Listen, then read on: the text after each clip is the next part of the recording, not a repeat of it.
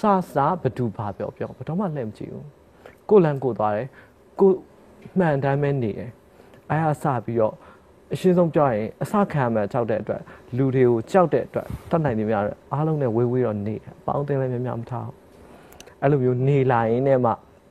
အသက်အရွယ်ရောက်လာတယ်အရှင်းဆုံးပြောရင်ကိုယ့်အိမ်ကလူတွေတော့မရောတော့သူတို့ပြောတဲ့အတိုက်ခတ်ကိုလည်းကိုမခံချင်ဘူးသူတို့ပြောတဲ့စကားတွေကိုလည်းကိုအရန်စိတ်ဆင်းရဲတယ်အဲ့ခါအများကြီးကြုံခဲ့ရတယ်အများကြီးကြုံခဲ့ရတယ်ကျောင်းမှာဆိုလဲအချိန်တိုင်းဟန်ဆောင်ပြီးတော့နေရတယ်ကိုနေချင်တာအပေါင်းတင်းချင်တာမိန်းကလေးနဲ့ဒါပေမဲ့မသိတော့ဘူးမိန်းကလေးနဲ့မပေါင်းအောင်ဘူးဆိုတဲ့အတွက်မိန်းကလေးနဲ့တတ်နိုင်များရှော့ပြီးပေါင်းရတယ်ယောက်ျားလေးနဲ့သွားချင်စီဖြစ်စေမသွားချင်စီဖြစ်စေပေါင်းချင်စီဖြစ်စေမပေါင်းချင်စီယောက်ျားလေးအုပ်စုနဲ့ပေါင်းတယ်အဓိကအဖြစ်ကိုလက်ခံနိုင်တော့ယောက်ျားလေးတငယ်ချင်းနဲ့ပေါင်းရတယ်နောက်ကြတော့အမေနဲ့ကလည်းလုံးဝကိုစကားမပြောရဲတအိမ်ထဲနေရဲဟိုဘက်ခန်းဒီဘက်ခန်းနေရဲဆိုပေမဲ့စကားကိုမပြောတတ်တော့ဖြစ်သွားပြီသူအိမ်ရှိထွက်ရင်ကိုနောက်ဖေးဝင်ဒါကိုခန်းနဲ့ဝင်နေလိုက်တော့တယ်မတ်ထက်ယုံကြည်မှုတွေနောက်ပြီးတော့ပံ့ပိုးမှုတွေမတ်ထက်အလိုချင်ဆုံးအရာကအမေစီကဖြစ်မယ်လို့ထင်တယ်ဟုတ်တယ်အဓိကအဖြစ်အမေနဲ့ပဲအနီးကနေရတာအမေအားကိုးတဲ့လူတစ်ယောက်ဖြစ်ချင်တယ်အမေအားကိုးတဲ့သားသမီးတစ်ယောက်ဖြစ်ချင်တယ်အဲ့အတွက်ကြောင့်ကိုစူးစမ်းတယ်ရက်တည်တယ်ဘာလို့ဆိုဘဝမှာမိသားစုနဲ့ပတ်သက်ပြီးတော့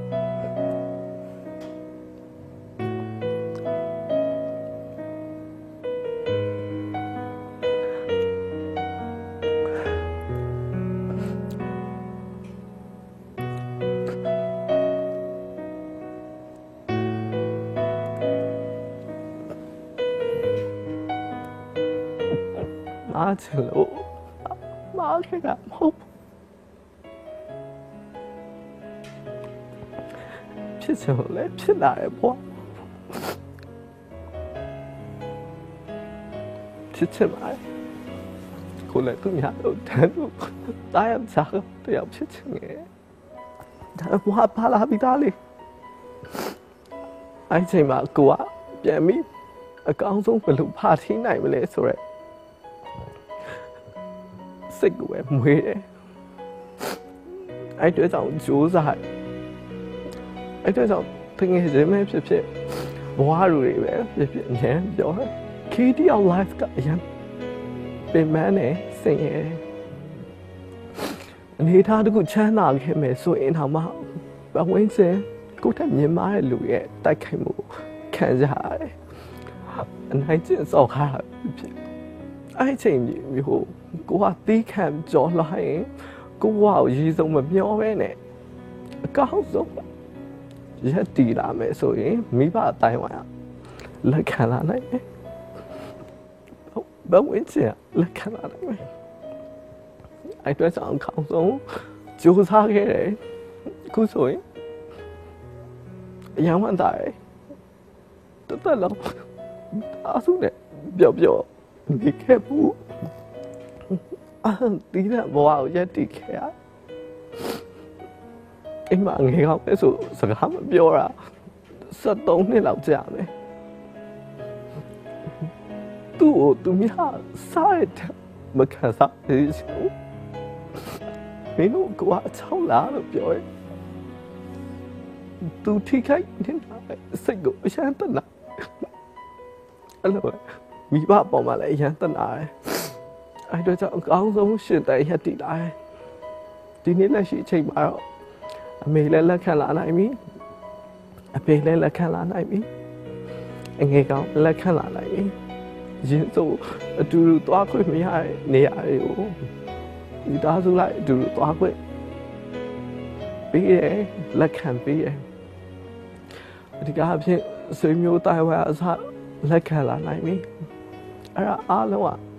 အရင်ပင်ပန်းစွာနဲ့ကြော်ဖြတ်ခဲ့ရတယ်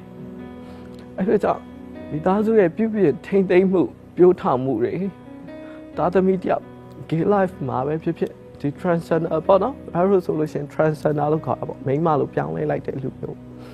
အဲ့လိုမိသားစုကအကောင်းဆုံးဘေးကဖေးမှပေးမှလဲရမယ်သူဟာကောင်းမွန်တဲ့ဘဝတစ်ခုရှင်တန်ရက်တည်နိုင်မယ်အဲ့လိုဖြစ်ဖို့ဆိုတာတကယ်ကိုမိသားစုနဲ့လည်းဆိုင်ပါတယ်အဲ့အတွက်ကြောင့်ဒီကလေးငယ်ရာအရန်ကိုတနာဖို့ကောင်းတယ် သူတို့ဘဝမှာအနည်းဆုံးပတ်ဝန်းကျင်ကမနှိမ့်တော့မှမိသားစုကအရင်ဆုံးနှိမ့်ကြတာလေအဲ့တော့ကြောင့်အဲ့လိုကြီးမဖြစ်အောင်မိသားစုကထိမ့်သိမ့်ပေးတင်ပါတယ်ပြီးလို့ရှိရင်တင်းကျပ်တာထပ်ဆလို့ရှိရင်ကိုယ်တိုင်လည်း knowledge ရှိအောင်အရင်ဆုံးစူးစမ်းတင်တယ်ကိုသားသမီးဒီမွေးလာတဲ့အခါမှာဂေးတယောက်ပါလာမယ်သူဟာပုံမှန်နဲ့ထူးခြားနေပြီပုံမှန်ယောက်ျားလေးသဘာဝထက်ထူးခြားနေပြီဆိုပြီးဒီစာပေတွေကိုလေ့လာသင်ပါတယ်အဓိကအဖြစ်အပြုမှုအနေထိုင်တွေကိုတတိထားပြီးတော့ဒီကလေးကိုဘယ်လိုလမ်းကြောင်းပေးမလဲဒီကလေးဘာစိတ်ဝင်စားလဲဒီကလေးဘယ်လိုနီးနဲ့အောင်မြင်နိုင်မလဲဘဝရှင်တန်ရက်တည်လို့ရမလဲဆိုတဲ့အကြောင်းအရာတွေမိဘတွေအနေနဲ့အရင်ဆုံးလေ့လာသင်ပါတယ်အဲဒါကြောင့်မှဒီကလေးဘဝဟာလည်းပျော်ရွှင်တဲ့မိသားစုဘဝမှာရှောက်လန်းနိုင်မယ်အကောင်းဆုံးလဲလမ်းကြောင်းတွေကိုရောက်အောင်သွားနိုင်ရပဲဘာလို့ဆိုတော့ဒီနေ့ချိန်မှာဒီလိုဖြစ်လာတယ်ဆိုတာအမေကိုစော်ခါရတော့မဟုတ်ပါဘယ်သူမှစော်ခါရမဟုတ်ပါဘူးဒီကအပြင်စာဖတ်ခဲ့ရတယ်အရန်ကြောက်တဲ့လူတွေနဲ့တွေ့ရမှာအဲ့တော့ကြောင့်အထူးအဖြစ်ကြောက်စိတ်တွေငါအောင်မြင်မှုလမ်းကြောင်းတွေကိုငါကိုယ်တိုင်ဖောက်ထွင်းမှရမယ်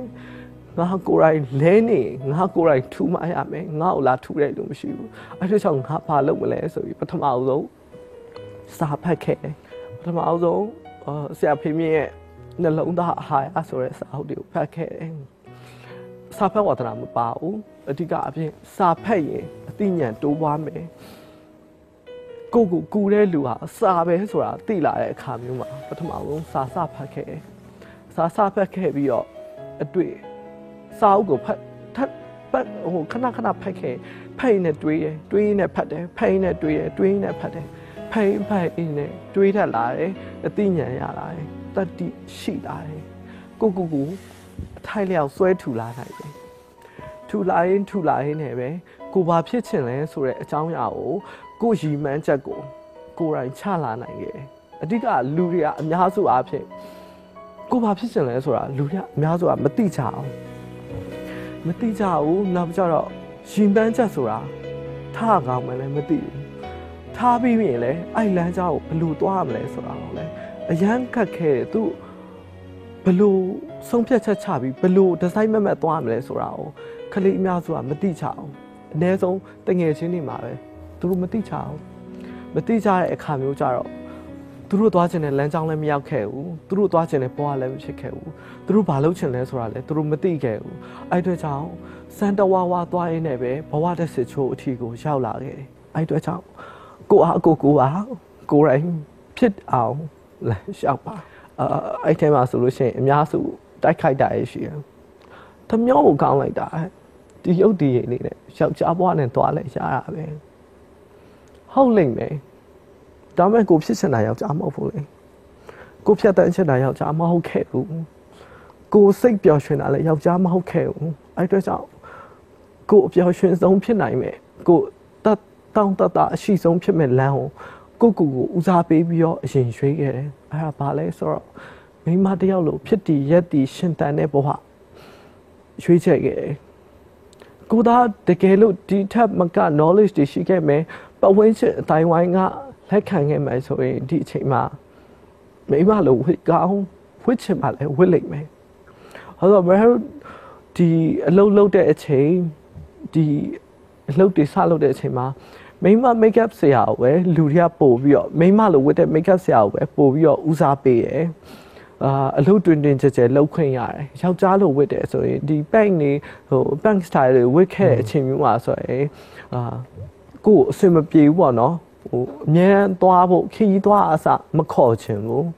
ဘာလို့ဆို shooting လိုက်ရတာရှိတယ်ဒီ show ပွဲတွေလိုက်ရတာရှိတယ်ကိုမခေါ်ချင်ဘူးကိုကယောက်ျားဘက်အရန်ရောက်နေတဲ့အခါမျိုးကြာပြင်ထွက်နေဘာဖြစ်တယ်ညာဖြစ်တယ်သူတို့မိဘတွေအစားအဲ့လိုဖြစ်လာအဲကြတော့ကိုကငါဒီတဲ့အောင်မြင်ခြင်းနဲ့အဲ့အတွက်ကြောင့်ငါမိမလေးလိုဝင်းမဖြစ်မယ်ဆိုတော့စိတ်ကပုံများတာပေါ့နော်ကိုယ့်ရဲ့အခြေခံမှာလည်းရှိအဲ့အတွက်ကြောင့်မိမလိုဝစ်ခဲ့ရတယ်ရပါတယ်ကိစ္စမရှိဘူးအခြေခံအားဖြင့်တော့ကြိုက်တယ်ဒီဖွားကိုရက်တီရှင်တန်တာပုံမှန်အားဖြင့်ပို့ပြီးတော့တတိရှိလို့